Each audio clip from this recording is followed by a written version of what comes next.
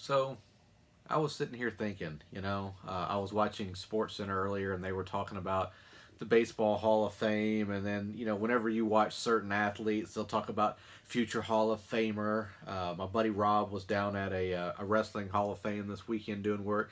So Hall of Fames have just been kind of a recurring theme for some reason. So it got me to thinking about uh, my own kind of Hall of Fame, people that I look up to, that I respect, that I admire for whatever reason. And there could be a billion different reasons we have those people we look up to.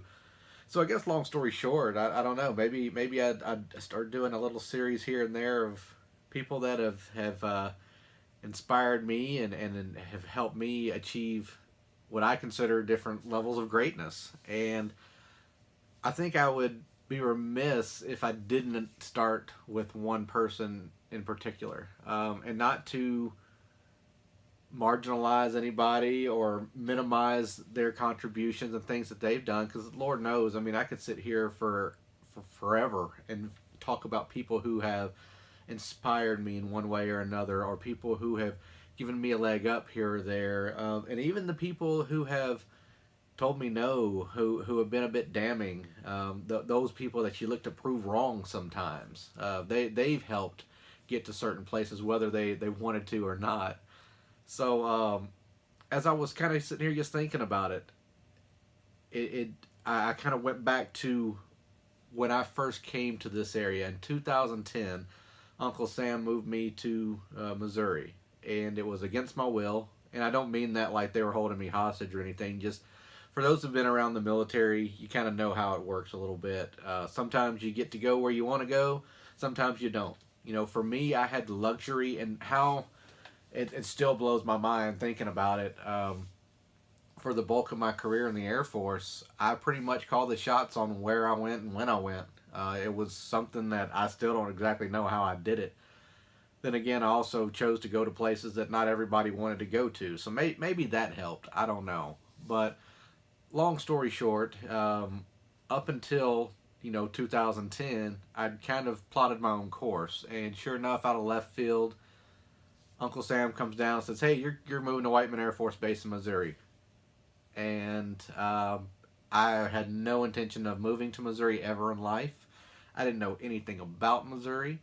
I didn't want to come to Missouri. I was very happy where I was. I had a house down in Texas, had family and friends down there, and suddenly it's pack up and move. Again, that comes with the military life. So being a good airman, I grit my teeth, and I made that move up north here to Missouri. And in 2010, when we got here, I didn't know anybody, and for many years, I didn't really know anybody. I kind of stayed around the general area, stuck on base, and just kind of did my thing. And I didn't really get out much. Not that I didn't have friends, but I didn't really get out and do much outside of people I worked with, and it's kind of the same as now, really. But um, slowly but surely, I started getting more interested in other things. I didn't really have any hobbies. And I remember going to a Hastings, which is now a defunct chain, but Hastings was great. They had a little bit of everything in there. And I remember checking out one day, and the guy was like, "Hey, are you going to Planet Comic Con?" I was like, "What are you even talking about? I've never been to a convention. Conventions are for nerds, blah, blah, blah, blah, blah, all the million things that I thought about conventions." And because of him, I finally ended up going. And I didn't meet this person at that first convention, at least not that I recall. It's all kind of a blur. But as time went on and I started going to more conventions, I met this person. And when I got out of the Air Force in 2012, or was it 13? I can't even keep my numbers up. Holy crap, I'm getting old. But yeah, I was looking for something different. That's when I started getting more into Ghostbusters. Like I said, I always enjoyed Ghostbusters, but that's when I got into it. And I decided I wanted to use it as a way to kind of give back. And I know I feel like I'm talking about me. I'm getting there, I promise. But one of the first things that I really wanted to do was once I got involved with Ghostbusters, I've been seeing more and more people in the costume communities doing things, going and volunteering their time for one reason or another. I remember early on, I mentioned this in panels before.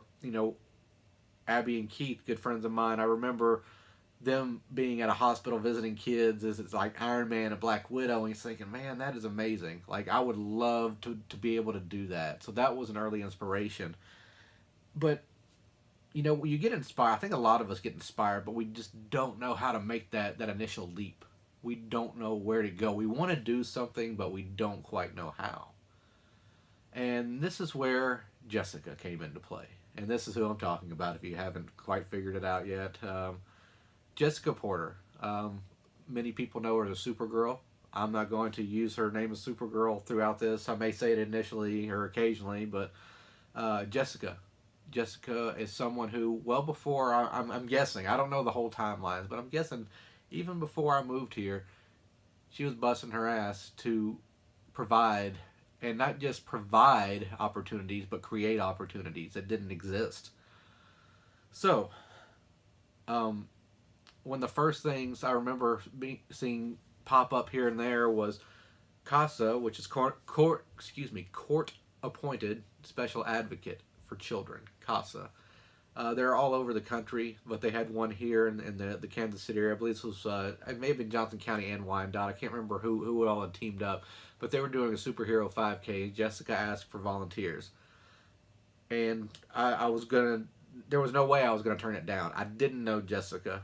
This was basically my opportunity to get to know her a little bit. I think I'd met her briefly. I'd met Mike Steinmetz a little bit briefly, but I didn't really know them. I knew they were both going, and they both seemed like people I could be comfortable around. I have a lot of social anxiety, so it's hard for me to go out and do new things. I get very, very nervous. A lot of people don't know that, don't even believe it when I tell them. But for me to go out and do something like that, it's usually when I really want something. I would just turn that crap off. That's one of the few times I can turn it off. And I remember going out there that morning and being super early, because I didn't want to be late. I did not want to be, I can't be late. That's one of my things. I did not want to be late. I said I was going to be there, so by God, I was going to be there. And I wanted to let people know that I was serious. It was over an hour drive.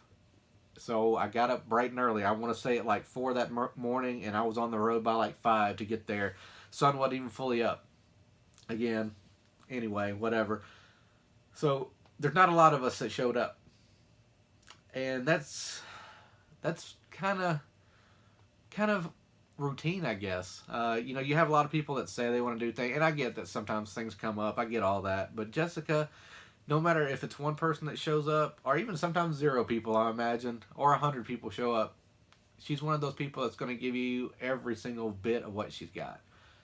So I just remember early on, not latching onto her, but kind of standing back and watching, and seeing how she interacted with people, seeing how she moved about, seeing how she just, I don't want to say portrayed herself, but just how, I guess, overall interaction with everybody, how she carried herself.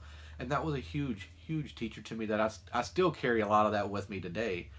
And then, when I watch Jessica talk to people, there's a certain passion.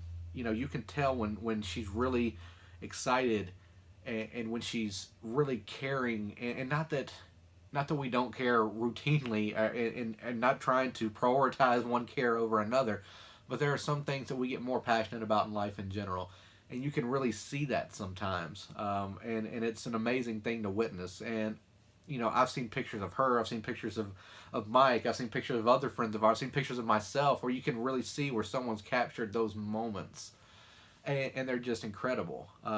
So Jessica is one of those huge inspirations to me. She's created so many opportunities, and looking back, when I was looking back at this timeline, and I know it's probably all over the place because, me, squirrel, but I don't think that I would be speaking to you like I am now. Actually, I wouldn't, because she would be a topic of discussion. I wouldn't have had a lot of the opportunities that I did have. Have I created a lot of opportunities over time? Absolutely. But Jessica built doors, opened doors, kicked doors in. I mean, I could just keep going. The opportunities that so many have had in the Kansas City area as far as cosplay and community involvement are because of things that she created. And I think a lot of times people don't credit that. And I'm not saying that she's looking for credit, but I think it's hugely important to look back at people that have really paved the way and giving opportunities to so many people. And Jessica's definitely at the forefront of that. And yeah, I know Jessica's probably one of those. She doesn't like praise. She's kind of like me. I shrug at praise. I appreciate it, but when I hear it, it's always awkward to me because I'm just doing what I feel like I need to do. And I think Jessica feels the same way. And I think that's why me and her have always got along. She knows as well as I do, if not more so. There's a lot of people that are kind of behind the scenes that make a lot of these things happen. And she's great about giving people credit when credit's due. She lifts people up. She puts people over, and that's an amazing thing. Even people that sometimes the rest of us will look at and think maybe I don't know. She gives opportunities. Now, what people do with those opportunities is entirely up to them. But she gives opportunities, and that's more than I can say for a whole lot of people that I know in life in general.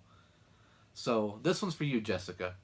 Thank you so much for every door you've opened, every door you've created, every door you've kicked down, every glass ceiling you've broken. You're an amazing and constant inspiration, and I know I wouldn't have the opportunities that I have had without you. So I'm forever thankful, and I know not only the Kansas City Greater Metro, Children's Mercy Hospital, and countless others are just forever thankful for all that you've done for the community. And I say community, communities, because I've been with you and I've seen things that you've done over the years, not just in Kansas City, but in the surrounding areas. Not even you've gone to other states. I could go on for days and days and days. Every time that you've done something, you've done it to the best of your ability, and I have no doubt of that. Even if sometimes you may doubt it, because we all do that. But Jessica's an amazing person, and again, I can't thank her enough for the opportunity she created for so many and continues to create. So I'm going to wrap this up now because, again, I could keep rambling, and I'm trying not to get emotional because I don't want to make her emotional. But thank you so much. And guys, check out her page, Elite Supergirl. You can find her everywhere. She does so many amazing things, and she creates so many opportunities. So why don't you become involved in some of those opportunities? I did. Changed my life. Not saying they'll change yours, but it surely won't hurt. So until next time, keep it trill. Much love.